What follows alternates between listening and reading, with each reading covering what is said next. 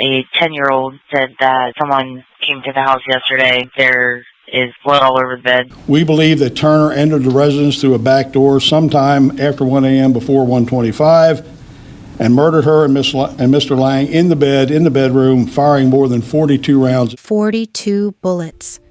That's not just murder, that's rage. August 24th, 2024. Somebody drove from Miami all the way to Maryland, 16 hours. Walked into a bedroom at 1:30 in the morning and emptied over 40 rounds into 2 people while they slept. The children were in the house. And the shooter? The ex-husband who couldn't accept it was over. Crimea Melita Baker was 33 years old, originally from Mundelein, Illinois. Now look, she wasn't just getting by. She had built something real. She ran her own company, Children Matter First, provided therapy for kids with developmental challenges across D.C., Maryland, and Virginia, applied behavioral analysis, helping children build the life skills they needed. The kind of work that takes patience. Real patience. She had 4 children, raised them to be thoughtful, compassionate, strong. She took them places, built experiences with them. She was present. Shaun Antoine Lang was 34. Born in Arlington, Virginia, but he grew up in Fort Lauderdale, Florida, ran track at Northeast High School, kept running at the University of Kentucky. Then he enlisted in the United States Army. After his service, he worked as an executive chef at the Pentagon. Had plans to pursue a position with the Secret Service. Athletic, structured, the type of man who built his life around service. Shaun had 3 children from an earlier marriage. When he got involved with Crimea, she already had 3 kids of her own. But Shaun, he stepped into that father figure role without hesitation, treated them no differently than biological children. Then Crimea got pregnant. They had a child together. Now we're talking about 7 children under one roof. A blended family trying to make it work. But see, there was somebody else in this picture. Somebody from Crimea's past who wasn't ready to let go. David Philip Turner. He lived in Miami, worked in IT. He was Crimea's ex-husband and the biological father to her 3 oldest children. Their divorce was finalized back in 2017. But anybody who's been through it knows, divorce papers don't end the battle. Custody became contested, child support payments became an issue. The court gave Crimea custody. David received a child support order. Around that same time, Crimea created a GoFundMe campaign, and the page was clear about what she was dealing with. It described her situation as someone escaping a difficult relationship with 3 children who needed assistance reaching safety.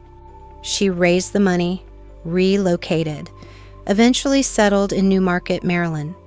Now, New Market is the type of town families specifically choose for raising children. Safe environment, low crime, good schools. The kind of place where you know your neighbors.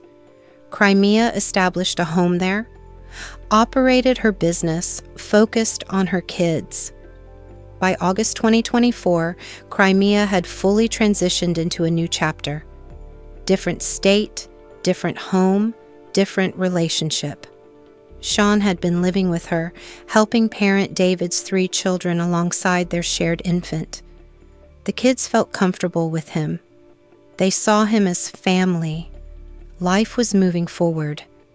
For David down in Miami, well, his life continued separately. At least that's what it looked like on the surface. August 24th, 2024.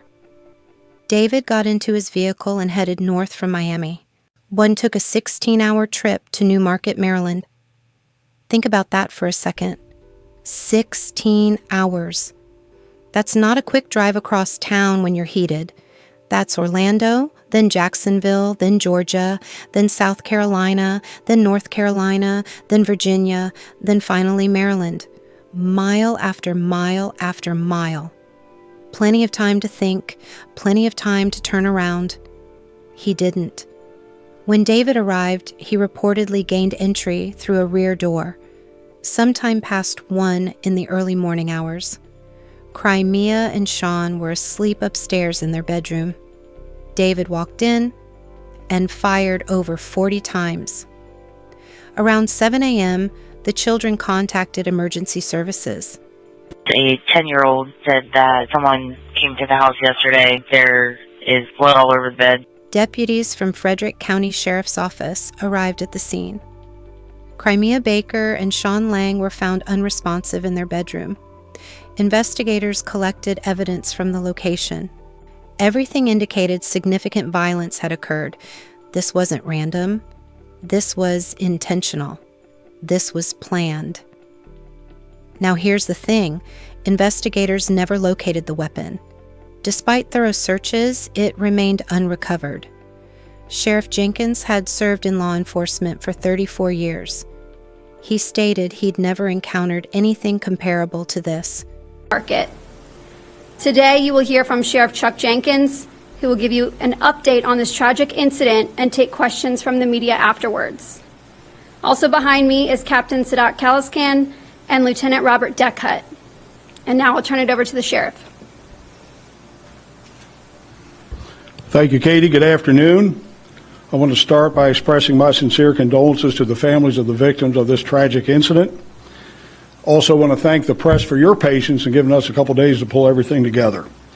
The Frederick County Sheriff's Office has identified the victims who were found in the home as Crimea Melita Baker, and I'll spell that for you. First name Crimea, last name Baker, common spelling, 33 of Newmarket. The other male victim was Shaun Antoine Lang, first name spelling Sean, last name spelling Lange, age 34, of Arlington, Virginia. There were also 4 children found unharmed in the home. When deputies arrived that morning, we will not be releasing their names or identities. So on Sunday morning at 7 a.m., deputies responded to a call for a shooting at the home on Mandalone Court. When they arrived, they found Crimea Baker and Shaun Lang deceased, shot to death in the bed. Preliminary investigation indicates that the shooting occurred about 1:30 a.m. So right now, the detectives believe the victims were living together at the time of the shooting. Baker is the mother of all 4 children found inside the home. Mr. Lang is the father of one of the children. Our detectives are now investigating this as a double murder. At this time, there is no indication that this was a random killing, and we don't believe there's any threat to the community at large. This was clearly a rage killing by an angry, enraged person. There were 42 rounds fired at or into the victims at close range. 42 .40 caliber shell casings were recovered in the bedroom. We're in the early stages of the investigation. This was really a heinous targeted double murder, a crime of rage and anger. This is the type of crime that shocks the conscience of everyone in Frederick County. There's absolutely no reason, and let me repeat, absolutely no reason to believe that there's any further risk to the public or any threat to the public at large. And I want to assure the public today that we're doing everything we can. We have every available investigator, every agency resource we're going to put into this until the person or persons responsible are identified, arrested, and brought to justice. So I'll now take a few questions. Do you believe the suspect was known to the victims? Based on what we know now, I would say yes, most likely, yes. Any leads or description on who that person might be, man, woman? No, not at this point. We have not developed any suspects. Sheriff, is there any chance that this could have been a murder-suicide situation? Absolutely not. This was absolutely a double homicide, a rage killing. And again, remember what I said, 42 shots fired at or into both individuals. How are the children doing? Obviously, I can't imagine what's going through their minds. One of the children discovered his mother and the gentleman in the bed dead at the time. So I can only say that their life is just destroyed. It's upside down right now. Did one of them call police? I'm not going to get into the details of the 911 call because that's really relevant close into the investigation. I don't want to disclose anything that could jeopardize it. No, I won't give the age. Well, let me say this, 13 and under, age 13 and under. I will go that far. Sheriff, can you talk to us about the gap between, obviously, if this happened at 1:30, your department responds, later on until 7 o'clock. Why was that delay? The best we can put together right now, again, based on the conversations with the children, it happened about 1:30 in the morning, and we believe, based on what the children told us, that they hid in the house until morning, until they felt safe to try to figure out what had happened. Was there any indication of a break-in in the house? I'm not going to comment to that. Obviously, the neighborhood, the county's on edge right now. I know you already said there's no threat. Is there anything substantial you can add to say, hey, this is why it is safe, that you don't need to worry? Because every neighbor we talk to is extremely worried. I know they are, and I understand that. Certainly, they have a right to be. But I will tell you, again, based on the type of killing this was, a rage, crime of passion killing, would lead you to believe, and I won't affirm this, but would lead you to believe that they were known to the killer and they were targeted. And I'll just leave it go at that. Sheriff, there's a school that's like maybe a 20-second drive from the house. Is there any increased presence at that school today? No increased presence. Our SRO that's assigned to that area, I'm sure, has paid a visit to the school, and I know that mental health people probably are working with the children. Can you go over the weapons? The only thing I will tell you is we recovered 42 40 caliber shell casings. We don't know whether it was a handgun, carbine type rifle or whatever. We just don't know at this point. Any words for the suspect if they happen to see our coverage of this today? I can promise you this, again, like I said, we will put every available investigator, every resource into this, and we will go to no end to find the person or persons responsible and bring them to justice as they should be. Are you able to disclose if the children are with any other family members, or if they're, any county services have been brought to, help them in this? I know that the social services, the Child Advocacy Center is involved. They were involved in the interviews of the children, so I'm sure they're keeping close in touch with the families and the kids. Are you all getting help from federal resources or other agencies and possibly trying to track the weapon? At this point, we are working with other local law enforcement agencies. We don't have the need right now to bring in any federal agencies.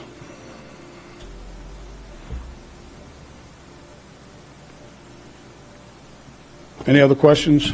And again, I want to thank you for your patience. I know this happened 2 days ago, and to give us a couple days to pull everything together so that we don't piecemeal information out, I think the public is better served by that. The children were hiding throughout the house. Think about that. Hearing those shots, not knowing what's happening, waiting until they felt safe enough to come out and find their mother and Shaun dead. Newmarket residents experienced shock. This was a neighborhood where crime barely registers. Neighbors spoke to reporters about their disbelief that something like this could happen in their immediate area. And get this, doorbell cameras recorded sounds from the incident. Multiple residential security systems in the neighborhood captured the audio.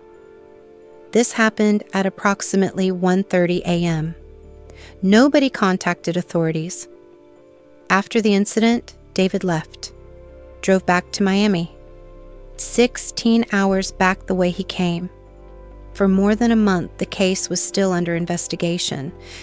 But here's what you need to understand. Detectives identified David as a suspect from early in the investigation.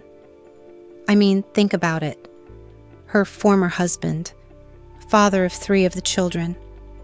Obvious potential motive. They reached out to him in Florida. Now remember, Sheriff Jenkins had stated earlier that they'd spoken with the ex-husband in Miami. David provided an alibi, said he was verifying it. David maintained he hadn't been in Maryland, said he remained in Miami the entire time. But investigators, they did their homework. They obtained phone records, surveillance video, gas station transaction records, toll documentation. Everything indicated David's presence in Maryland. He had been there right around the time the incident occurred. Sheriff Jenkins explained they were able to establish he was in Frederick County for a window of time surrounding the deaths of Crimea and Shaun.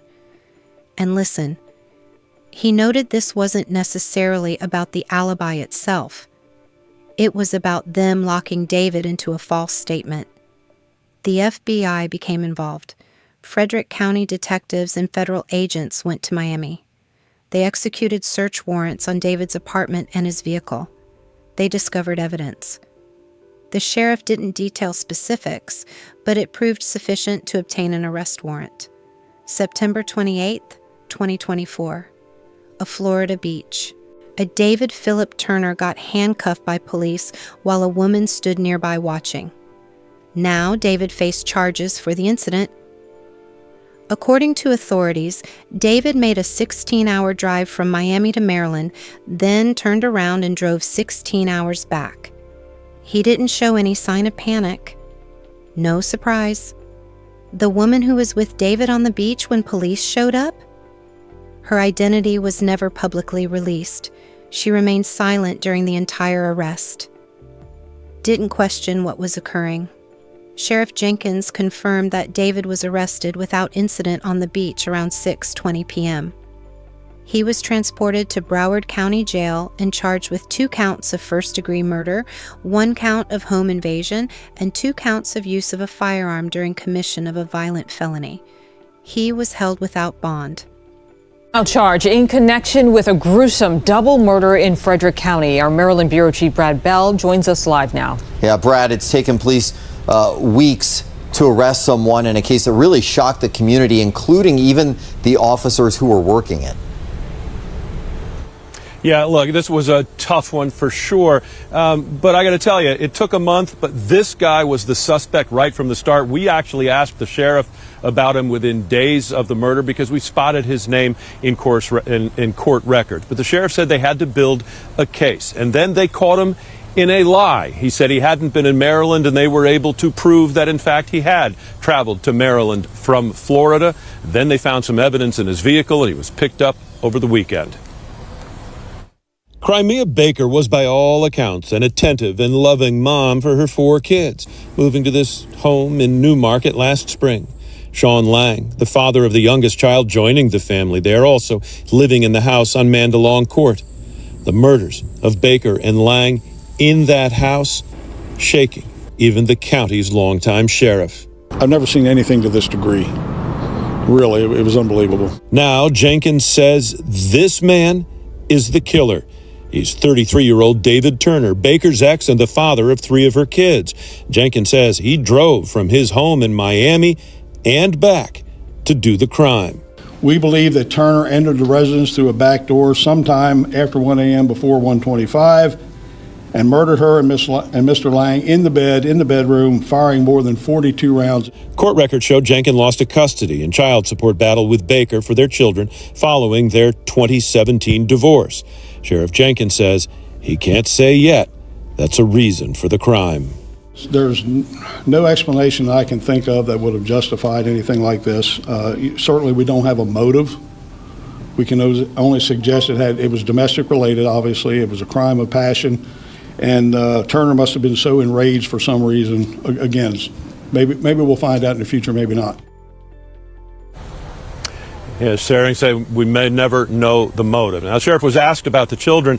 He said obviously they endured something terrible being in that home when their mother and her boyfriend were killed. But he says now they are safe, they are protected, they've got a long way to go emotionally. We've also seen that there's an online fundraising effort right now for Crimea Baker's parents. They are trying to win custody of those children so that they can ensure them a future. In Frederick, Brad Bell, 7 News. Subsequently extradited to Maryland, where he's currently detained at the Frederick County Adult Detention Center, awaiting trial. Before his arrest even happened, the community was already mourning. 1 week after the deaths of Crimea and Shaun, friends and family organized a vigil for them. Jessica Wilson attended that gathering. She'd known Crimea since elementary school. Told reporters they were like sisters. She was just such a fun human being. I knew as soon as I met Crimea that she was somebody that I wanted to have in my life because she was just so beautiful and she was just such a good person. Multiple attendees at the vigil recalled Crimea's radiant personality, the energy she carried into every space, the way she made others feel seen. Someone at the vigil expressed they were praying for justice for both Shaun and Crimea, hoping the kids could find some measure of peace. Reporters interviewed Laura Lang, Shaun's mother. What she shared reveals the depth of devastation this has caused for Shaun's family. Laura Lang questioned what his motive could have been, said she had no idea, never heard of him before, but clearly believed he is not a good person. He drove all the way from Miami to Maryland, so he had plenty of time to reconsider.